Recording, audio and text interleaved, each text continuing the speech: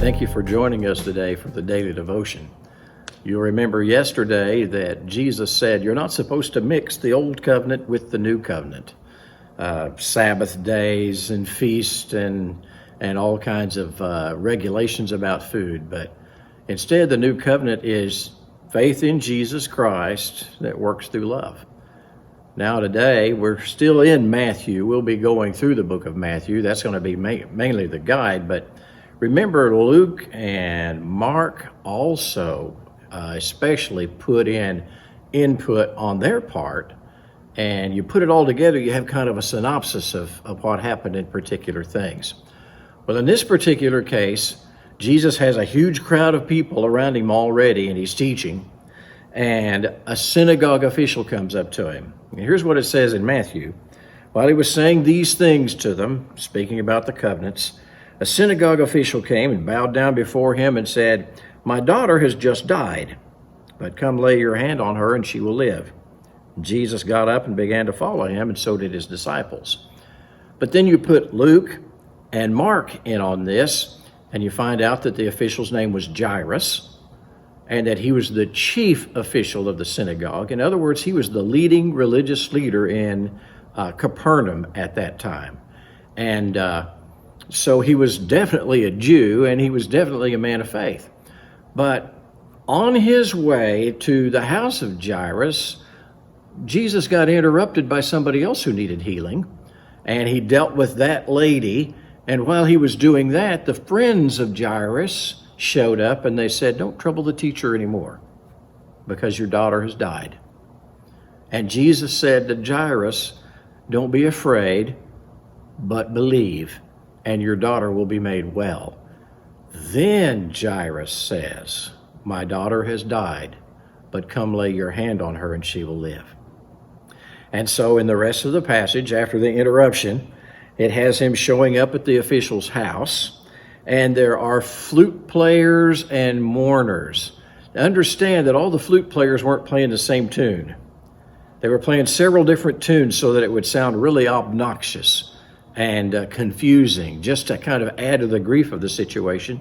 And also they would hire professional mourners.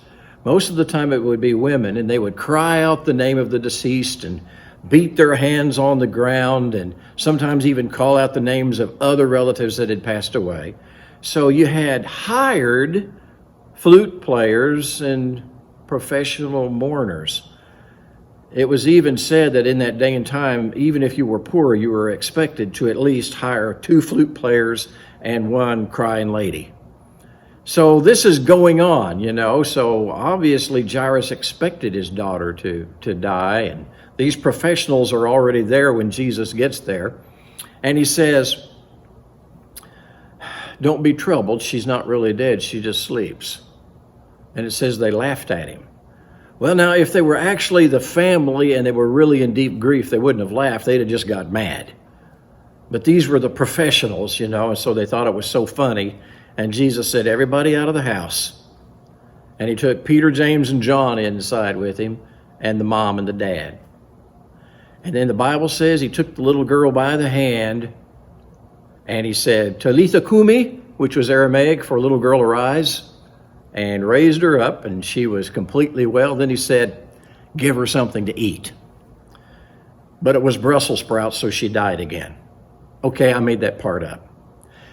But the point I believe that Matthew is making about giving her something to eat is the same point that he was making when the man that was lame was told to pick up his bed and walk. We're not talking about almost complete healing, where the man has to build his legs back up and get strong again, but instead he picked up the bed and carried it. And the same with the little girl. We're not talking about the fever is gone and now in a day or so she'll be able to take liquids. Give her something to eat. Now remember, the disciples were called to be with Jesus and then to report to other people what they'd seen and heard. And Matthew saw and heard some remarkable things here. He saw a man who placed his faith in Jesus, and Jesus said, "Believe what I tell you, your little girl will be made well." And the man said, "I believe you. Just lay your hand on her and she'll be made well." That's what he expects of you and me. God always honors faith because faith honors him. God bless you. Have a good day.